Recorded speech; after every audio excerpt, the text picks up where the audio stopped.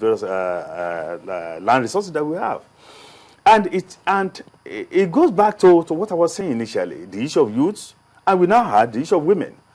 In South-South, in Southwest, in the Middle Belt, we know that about 60–65% of the workforce, of the work in the various agricultural sectors are being done by women.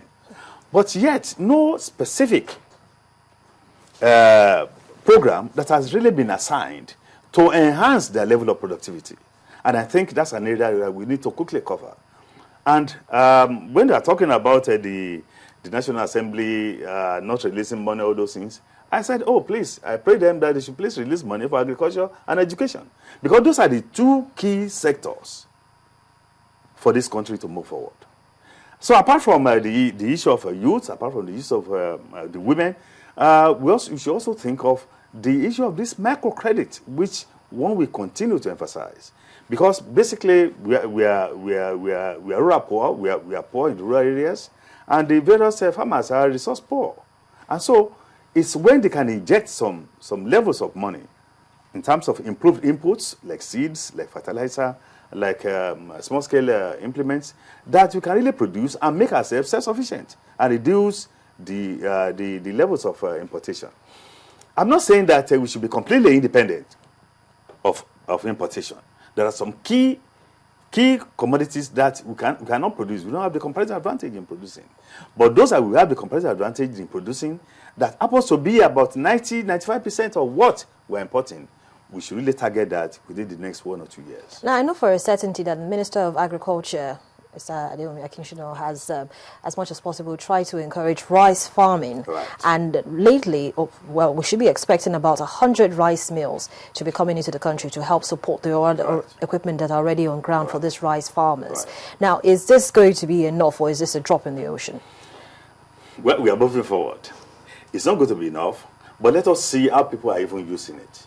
Let us see how we can build their capacity to even use and maintain this equipment. Let us see the various challenges we are going to face, because most of this equipment are being imported. And that's where the various departments of agriculture engineering, engineering generally in various universities and polytechnics should now be challenged in terms of coming up with their own types and how to maintain the various ones being imported. And you can't just challenge them without backing it up with funds, so that research can be done and training. So research extension linkages cannot be established between the users and the various farmers and the various tertiary institutions. It's when this is done that we can really say that, oh, the 100, okay, we are satisfied with it, now let's get more. If we are unable to maintain this, because usually breakages, breakdowns also normally occur. I was interviewing some farmers in Kwara State, and they told me that, oh, except they have the mill being run by electricity, they will not be able to use the mill. So that their generators will not be able to power them, and loss of cost being incurred in diesel. So what we are saying is that there are some other complementary policies that should be put in place before those mills being imported can really be used efficiently. In terms of the power stability, in terms of the capacity, in terms of the technical people that will continually maintain and follow up with the use. And it's not just distributing 100 mills that we're talking about, but we need to set up a technical team that can visit those mills and make sure that they're used regularly and they are maintained properly. And the various spare parts needed should also be imported. Readily available. Yes, but why can't we also encourage the use of solar in terms of powering these mills? Must it always be diesel generator or fuel generator? Why can't solar energy be used to power any of these mills? Perfect. That one is even cheaper. I'm surprised that we have not really been able to make much progress in this area. I know that the University of Sokoto have been trying its best in this area, but we have not really seen the output. So we could challenge the various electrical departments, the various departments that are relevant to development of solar energy, and even the Ministry of Work, the power sector, the federal level should also look at this. Of course, it may take some time, but nevertheless, by the time that one is done, it will reduce future costs. And that's what we are talking about. Now, apart from rice, Yes. wheat and sorghum, we know that cassava has been identified as one crop that could be a huge revenue earner, and already we're seeing that. Yes. Now, how can farmers of this crop take advantage of this money-making venture? Well, the first thing is that there should be stability in the policy. Because we knew that when Chief Obasanjo was there as president, he was also talking about cassava initiatives.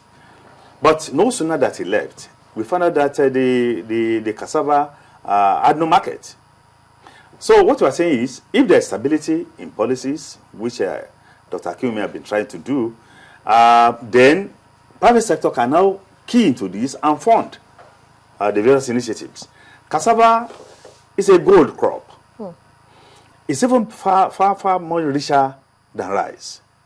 And we have large areas of land in Nigeria that can produce more cassava than the grains. And so if we now have this in place, we are not talking about the various equipment for processing. We are not talking about dryers. If you go to Delta State, go to Edo State, go to River State, you will see women carrying lots of cassava, on their bike, driving the bike themselves.